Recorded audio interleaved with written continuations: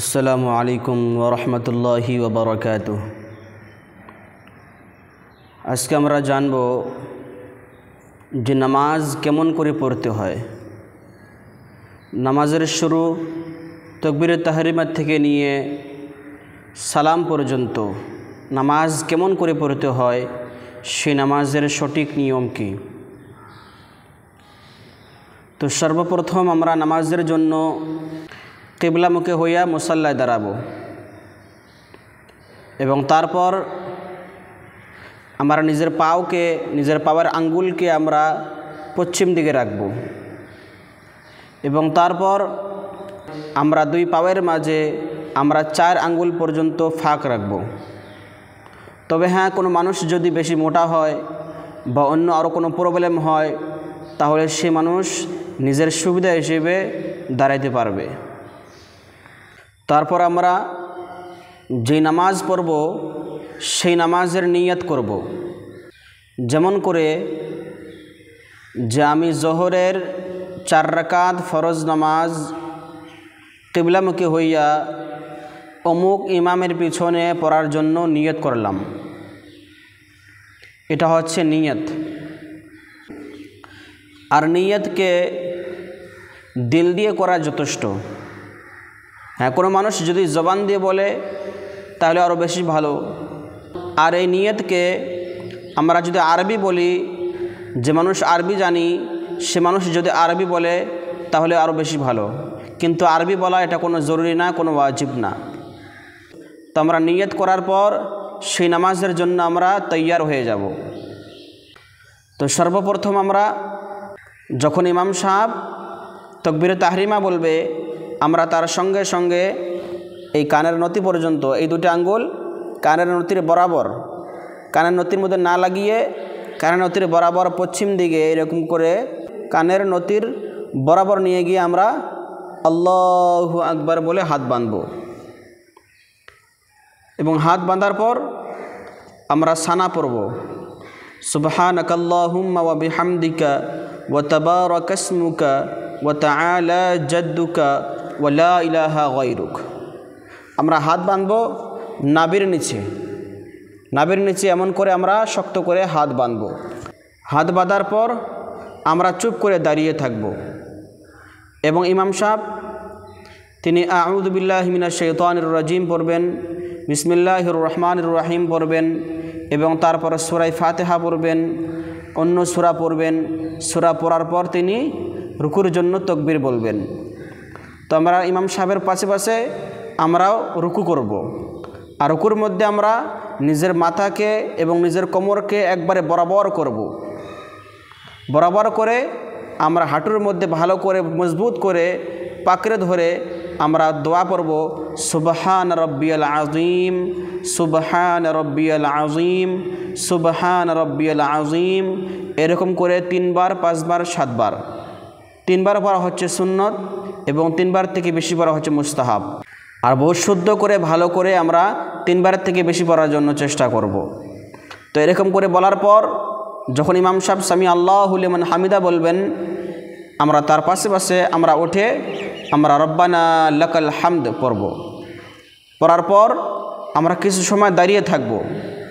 দাঁড়িয়ে থাকার পর যখন ইমাম সাহেব সেজদার জন্য তাকবীর বলবেন আল্লাহু আকবার, আমরা তার পাশে আমরা আল্লাহু আকবার বলে আমরা আগে সেজদা করব এবং সেজদায় আমরা নিজের হাতকে এরকম করে কানের নতির বরাবর আমরা মাটির মধ্যে ভালো করে কিবলার দিকে আমরা নিজের হাতকে রাখব। হাত রাখার পর আমার যে এই কনি যে আছে এই কনিকে আমরা উপরে রাখব, মাটির থেকে আমরা উঁচু করে রাখব এবং তারপর আমরা দোয়া পড়ব, সুবহান রাব্বিয়াল আ'লা, সুবহান রাব্বিয়াল আ'লা, সুবহান রাব্বিয়াল আ'লা। এরকম করে 3 বার কিংবা তো 5 বার কিংবা তো 7 বার। 3 বার পড়া হচ্ছে সুন্নত এবং 3 বার থেকে বেশি পড়া হচ্ছে মুস্তাহাব। তো আমরা শুদ্ধ করে 3 বার থেকে বেশি পড়ার জন্য আমরা চেষ্টা করব এবং তারপর যখন ইমাম সাহেব আল্লাহু আকবার বলে উঠবেন সেজদা থেকে এবং তার সঙ্গে সঙ্গে ইমামের সঙ্গে আল্লাহু আকবার বলে আমরাও উঠব এবং তারপর একটি দোয়া পড়ব, রব্বিগফিরলি। এই দোয়াটি কিবা তো আল্লাহুম্মা গফিরলি ওয়ারহামনি ওয়া আফিনি ওয়াহদিনি ওয়ারজুকনি, এই দোয়াটি পড়ব। রব্বি গফিরলি, আর না হলে আল্লাহুম্মা গফিরলি ওয়ারহামনি ওয়া আফিনি ওয়াহদিনি ওয়ারজুকনি, এই দোয়াটি পড়ব।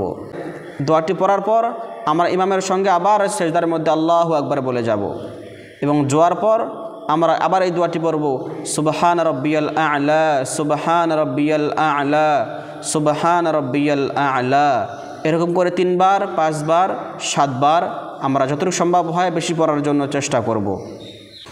এবং তারপর আবার আমরা ইমামের সঙ্গে আরেক সেজদা করিয়ে আমরা আবার উঠে যাব। উঠিয়ে প্রথম রেকাতের মতোই আমরা সেম নামাজ পড়ব এবং পড়ার পর আমরা তাশাহুদের জন্য আত্তাহিয়াতুর জন্য আমরা বসে যাব।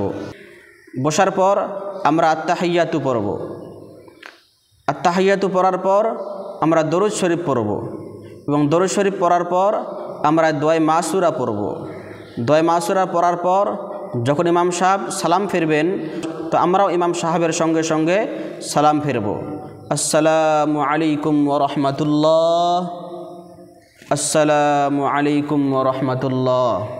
এবং সালাম ফেরার তরিকা হচ্ছে জামলা কিবলা থেকে শুরু করব, শুরু করে আমরা আসসালামু আলাইকুম ওয়া রাহমাতুল্লাহ এমন করে আসে শেষ করব এবং আবার পশ্চিম দিকে এসে আসসালামু আলাইকুম শুরু করব, আসসালামু আলাইকুম ওয়া রাহমাতুল্লাহ এখানে এসে আমরা শেষ করব। শেষ করার পর আমরা নিজের নামাজকে শেষ করলাম, তখন ইমাম সাহেবের সঙ্গে আমরা দোয়া করব। দোয়া করার পর আমরা নামাজকে শেষ করব। আরেকটি মাসলা হচ্ছে যে ফরজ নামাজের মধ্যে কোন নামাজের মধ্যে কোন সূরা পড়া হচ্ছে সুন্নাত। তো জোহর এবং ফজরের মধ্যে সূরা হুজরাত থেকে সূরা বুরুজ পর্যন্ত এর ভিতরে যে কোনো সূরা পড়া হচ্ছে সুন্নাত। এবং আসর আর ইশার মধ্যে সূরা ওয়াত তারিক থেকে নিয়ে লাম ইয়াকুনিল্লাযী পর্যন্ত এখান থেকে যে কোনো সূরা পড়া হচ্ছে সুন্নাত। আর মাগরিবের মধ্যে সূরা জিলজাল থেকে নিয়ে সূরা নাস পর্যন্ত এর ভিতরে কোনো সূরা পড়া হচ্ছে সুন্নাত। তো আমরা চেষ্টা করে আমরা এর ভিতরে নামাজের মধ্যে সূরা পড়ার জন্য চেষ্টা করব।